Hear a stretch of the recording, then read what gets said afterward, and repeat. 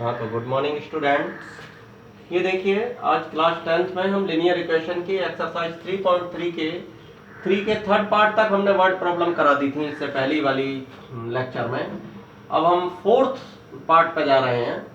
Question हमारा ये है कि एक टैक्सी वो चार्ज करती है, उसका कुछ तो फिक्स चार्ज है, जैसे कि पर किलोमीटर चार्ज होता है टैक्सी का अक्सर। अब ऐसा नहीं है कि आपका 10 रुपीज पर किलोमीटर है और आपने कह दिया मुझे 1 किलोमीटर जाना है, 10 रुपए देंगे और टैक्सी आपको 1 किलोमीटर छोड़ के आएगी।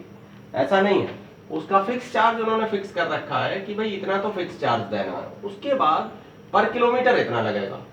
अब आप जितने भी किलोमीटर जाए चलिए, तो फिक्स चार्ज तो फिक्स होता है, उसमें कोई भी ये नहीं होता कि किलोमीटर के हिसाब से चेंज होगा। तो फिक्स चार्ज हमारा x है। अब वो कहता है, फर्स्ट कंडीशन है इसकी कि 10 किलोमीटर जाने में ₹105 चार्ज है। तो भाई 1 किलोमीटर का चार्ज कितना है, y रुपए, और 10 किलोमीटर का 10y। टोटल हमारा बैठा 105। फर्स्ट इक्वेशन तैयार। अगेन देखिए इसमें क्या क्या आया है, फिर से ध्यान दो। ये तो फिक्स चार्ज है x प्लस जितने किलोमीटर होंगे, 1 किलोमीटर के लिए y रुपए चार्ज है, तो 10 किलोमीटर के लिए 10y हो गया। तो x फिक्स चार्ज है तो ये तो चेंज होगा नहीं, x plus 10y equal to 105। Again fix charge फिर से वही लगेगा। अब के वो जाते हैं 15 किलोमीटर, तो 15y इक्वल टू 155 चार्ज लगा। चलिए अब हमें सोल्व करके x और y की वैल्यू निकालनी है यहाँ से। तो फ्रॉम फर्स्ट, अब देखिए सब्स्टिट्यूशन मेथड की बात चल रही थी, तो हम सब कुछ सब्स्टिट्यूशन मेथड से ही सोल्व कर रहे हैं। तो फर्स्ट से x equal to 105 minus 10y put in second में हमने पुट किया, तो x की जगह पुट करना होगा हमें कितना, 105 माइनस 10y। तो यहाँ x की जगह हम लिखेंगे 105 माइनस 10y और प्लस 15y, ये देखिए इक्वल टू 155। तो आप देख रहे हैं माइनस 10y प्लस 15y, तो 105 प्लस के 5y आ गई equal to 155।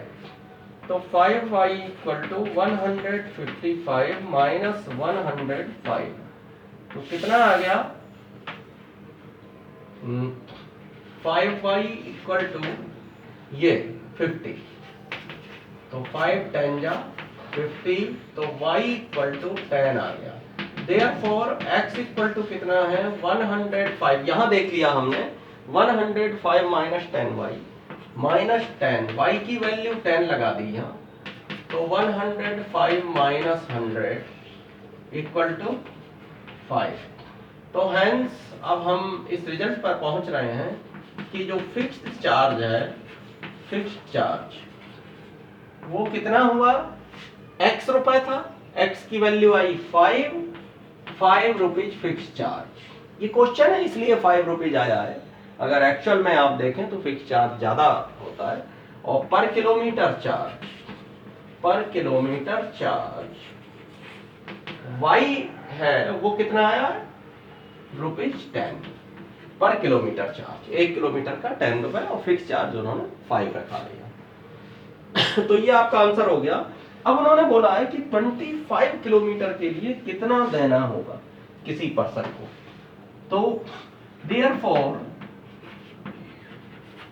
Payment for 25 kilometre कितना पेमेंट करना होगा, तो x प्लस 25y। आप समझ रहे हैं ना, x तो फिक्स चार्ज है और 25 किलोमीटर का चार्ज है, तो 25y, x कितना है 5 प्लस 25 इंटू 10, तो 5 प्लस 250 इक्वल टू 255। इतने रुपए, ये आंसर आ गया आपका। तो नोट कीजिए स्टूडेंट्स। हाँ तो स्टूडेंट्स अब इसका जो फिफ्थ पार्ट में हम देख रहे हैं कि उसने बोला है कि फ्रैक्शन फाइंड करिए, जबकि दिया हुआ है कि if fraction become 9/11 if 2 is added to both numerator and denominator। अगर न्यूमरेटर ये न्यूमरेटर है, ये डिनोमिनेटर है, तो न्यूमरेटर में भी 2 ऐड करें और डिनोमिनेटर में भी 2 ऐड करें, तो फ्रैक्शन कितना होता है 9/11, इंप्लाइज दैट, क्रॉस मल्टीप्लाई कर लीजिए 11x प्लस 22, क्रॉस इधर की इधर, जब इक्वल के दोनों ओर a/b और c/d की फॉर्म में होते हैं, दोनों ओर फ्रैक्शन होते हैं, तो क्रॉस मल्टीप्लाई यहाँ पे ये देखिए इस तरीके से। तो 11 की x प्लस 2 से होगी तो 11x प्लस 22 इक्वल टू 9 की y प्लस 2 से होगी तो 9y प्लस 9 2 जा 18। अब देखें कितने आ रहे हैं, 11x minus 9y equal to 18 minus 22, that is 11x minus 9y equal to minus के 4। ये हमारी फर्स्ट इक्वेशन हो गई। अच्छा, अगेन फिर से क्वेश्चन हमारा कहता है, क्या कहता है कि if 3 is added to both the numerator and denominator तो इट बिकम्स 5/6।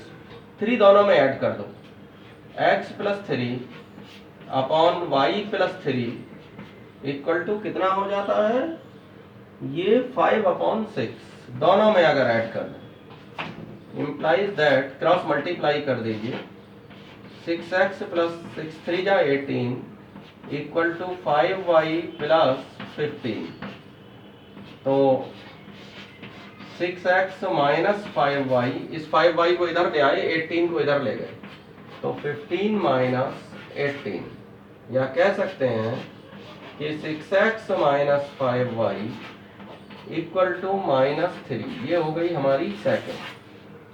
अब हमें इन दोनों को सोल्व कर लेना है, किस मेथड से, सब्स्टिट्यूशन मेथड से, क्योंकि कहा गया है क्वेश्चन में कि सब्स्टिट्यूशन मेथड से सोल्व कर लीजिए। तो देखिए आगे बढ़े, ये फ्रॉम फर्स्ट से क्या निकाल रहे हैं हम, 11x इक्वल टू, ये माइनस 9y, जब मैं इधर जाऊंगा तो प्लस का 9y, पहले से ही -4 लिखा हुआ है, आप भी लिख दें -4, ये माइनस 9y प्लस 9y इधर आके, और -4 पहले से लिखा हुआ है, तो 11x इक्वल टू दिस, या x equal to 9y minus 4 upon 11। तो फर्स्ट से निकाला है तो पुट इन सेकंड में पुट करें। सेकंड क्या है, 6x माइनस 6x, अब x की जगह हमें ये पुट करना होगा जो यहाँ लिखा है, 9y माइनस 4 अपॉन 11 और minus 5y equal to minus 3।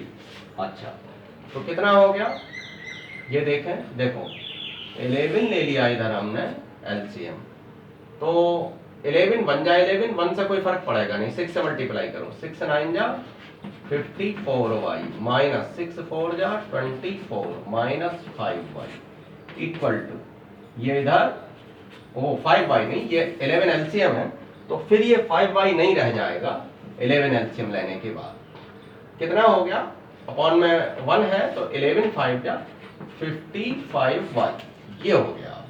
चलिए इक्वल टू -3, अब इस 11 की -3 से मल्टीप्लाई हो जाएगी, तो 54y माइनस 55y माइनस का y माइनस 24 इक्वल टू 11 3 जा 33 माइनस 33।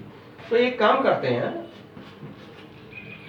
तो ये माइनस 33 इधर ले लो, प्लस का 33 माइनस 24 यहीं बना रहने दो, माइनस y को इधर फेंक दो, तो ये प्लस का y हो गया।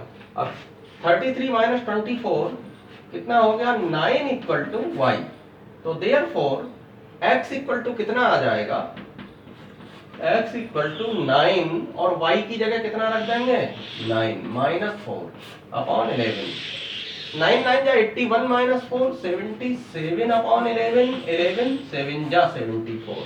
तो x और y दोनों वैल्यू आ चुकी हैं, तो देयरफॉर फ्रैक्शन जो हुआ हमारा वो है x अपॉन y। अब आप देख रहे हैं x की वैल्यू है 7 और y की वैल्यू है 9, तो 7 अपॉन 9 आपका आंसर हो गया। x अपॉन y, x की वैल्यू यहाँ रख जाएगी और y की यहाँ रख जाएगी। x की वैल्यू कितनी आई है 7 और y की आई है 9, तो फ्रैक्शन हमारा 7 अपॉन 9। क्लियर है स्टूडेंट्स? नोट करिए। हाँ तो स्टूडेंट्स, अब क्वेश्चन नंबर 3 के 6 पार्ट पर चलते हैं। 6 पार्ट में हमें जैकब और उसके बेटे की प्रेजेंट एज पता करना है। तो लेट कर लिया हमने present age of Jacob x years और सन की प्रेजेंट एज y ईयर्स। ये हमने लेट किया क्योंकि हमें पता करना है, पता नहीं है, पता करना है। अब इसमें कहा गया है, क्वेश्चन में बता रहा हूं, 5 years hence the age of Jacob will be 3 times that of his son। आप इससे क्या समझेंगे, 5 साल पहले का या 5 साल बाद का? तो देखिए मैं बताता हूं। 5 years hence the age of Jacob will be, जरा सेंटेंस स्ट्रक्चर देखिए, will be इन फ्यूचर होगी। तो फीचर जो आएगा 5 साल बाद आएगा, पहले आएगा, ये 5 साल बाद आएगा। तो आफ्टर 5 years लिखा हुआ है मैंने बिल्कुल सिंपल लैंग्वेज में। तो एज ऑफ जैकब, अच्छा जब आफ्टर 5 years, अब से 5 साल बाद की बात होती है, तो सपोज कीजिए आपकी एज अब 15 years है, तो 5 years के बाद आप कितने के हो जाएंगे? आपका जवाब होगा 20। क्यों हो जाएंगे भाई? 15 में 5 ऐड करेंगे 20 हो जाएंगे। यस, इसी तरह से जैकब की एज भी 5 साल बाद x + 5 होगी, जो आज x है, और बेटे की एज जो आज y है वो y + 5 होगी। अब क्वेश्चन हमारा कहता है कि 5 साल के बाद जो कंडीशन होगी वो जैकब की एज 3 टाइम्स अपने बेटे की होगी। तो चलिए हमने इसी को लेके निकाला है कि x + 5 जैकब की एज रख दी, 3 इंटू सन की एज y + 5, ये 5 साल बाद जो होगी उसकी कंडीशन लगाई गई है। तो इसमें क्या किया कि 3 से मल्टीप्लाई ले लिया, 3y + 3 5 = 15, और x 3y इधर ले लिया, x - 3y = 15, और ये +5 जब इधर गया इक्वल साइन के दूसरी ओर ट्रांसफॉर्म होकर तो -5 हो गया, तो 15 - 5 10। चलिए ये हमारी फर्स्ट इक्वेशन हो गई। अब दोबारा फिर उसने क्वेश्चन में एक्सप्लेन किया है कि 5 years ago, तो एगो क्या होता है पहले का? आपने स्टोरी, इंग्लिश की स्टोरी सुनी होंगी, उसमें भी सुना होगा कि long long ago there was a king. बहुत पहले की बात है कि एक राजा थे। तो एगो पहले वाली है 5 years ago। 5 years ago 5 साल पहले की घटना है। तो आप अगर आज 15 के हैं तो 5 साल पहले 5 years ago आपकी एज क्या रही थी? तो आपका जवाब होगा 10 years। कैसे? 15 में से सिंपली 5 माइनस कर दिया। इसी तरह से जब जैकब की एज 5 साल पहले की निकालनी है और आज उसकी एज x है, तो इसको हमने x - 5 किया हुआ है। ऐसे ही सन की एज भी y - 5 किया हुआ है। अब कंडीशन उसने लगाई है कि जो 5 years ago 5 साल पहले age of Jacob was 7 times that of his son. देखिए यहां भी लिखा हुआ है एज ऑफ जैकब वाज, पहले कभी थी, तो 5 years ago तो एज ऑफ जैकब, तो जैकब की एज वो 7 टाइम्स ऑफ हिज सन। हाँ 7 टाइम्स थी सन की, लिखा हुआ है कि 7 गुनी थी, 7 इंटू सन, ये है। तो पूरी चीज नहीं लिखी है मैंने, एज ऑफ जैकब मुझे लिखना था 7 इंटू एज ऑफ सन। चलिए अब जैकब की एज कितनी है? x - 5 = 7, और ये y - 5 कितना हुआ? x - 5 = 7y - 35, ये कितना हुआ? x - 7y = -35 + 5। तो देखिए x - 7y = -30। तो ये हमारी सेकंड इक्वेशन हो गई, और आप इन दोनों इक्वेशंस को अपने आप सोल्व करेंगे, x और y की वैल्यू निकालेंगे। x की वैल्यू निकलते ही जैकब की एज आएगी, y की वैल्यू निकल जाएगी तो सन की एज आ जाएगी। तो डू योरसेल्फ, खुद करना है। और किस मेथड से करना है? जो ये मेथड चल रहा है, सब्स्टिट्यूशन मेथड इस एक्सरसाइज। तो स्टूडेंट्स नोट कीजिए आप और इस क्वेश्चन को सॉल्व कीजिए, तब ये कंप्लीट होगा।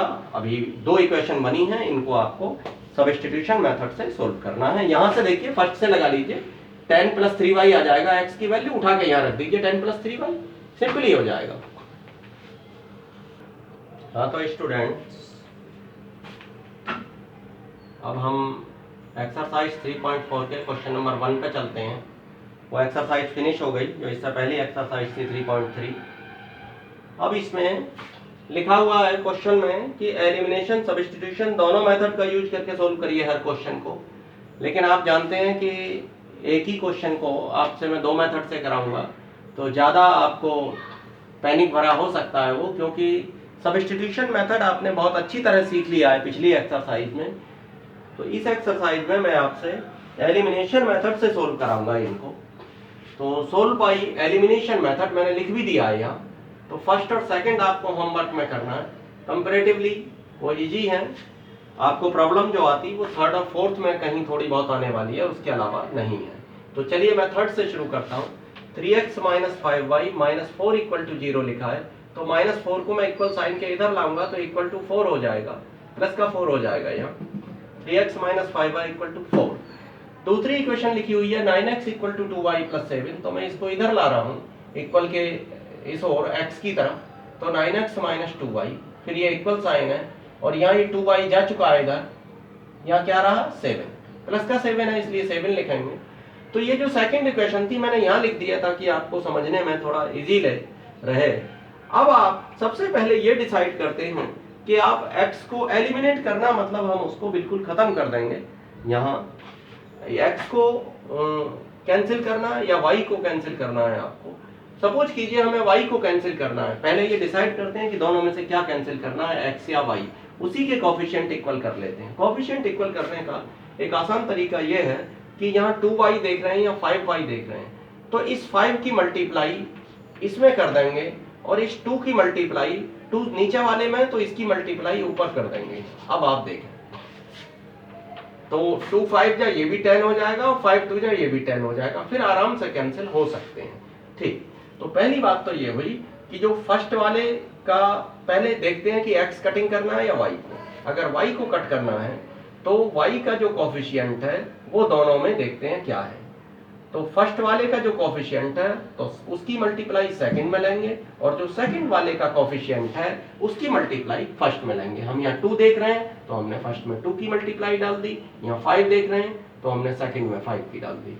अब मल्टीप्लाई जब होगी तो दोनों और होगी, हर एक में होगी, x में भी और y में भी। तो देखिए कितना हो गया, 2 से मल्टीप्लाई इसमें डाला तो 3 2 जा 6x माइनस 2 5 जा 10y इक्वल टू 2 4 जा 8, 5 से डालिए 5 9 जा 45x माइनस 5 2 जा 10y इक्वल टू 7 5 जा 35। अब हम देखते हैं कि माइनस का 10y माइनस का 10y y कैसे कैंसिल हो जाएंगे, प्लस माइनस के कैंसिल होंगे। तो आपको जरूरत पड़ी साइन चेंज करने की, तो यहां लिखेंगे सबट्रैक्ट। क्या लिखेंगे, सबट्रैक्ट। क्यों कि अगर आप चेंज कर रहे हैं साइन, तो जब भी हमें साइन चेंज करने की, देखिए प्लस का माइनस हुआ, माइनस का प्लस हुआ, ये प्लस का है तो ये माइनस का हो गया। तो जब आपको साइन चेंज करने की जरूरत पड़ती है तो आप सबट्रैक्ट करते हैं, सबट्रैक्ट लेके साइन चेंज कर लेते हैं।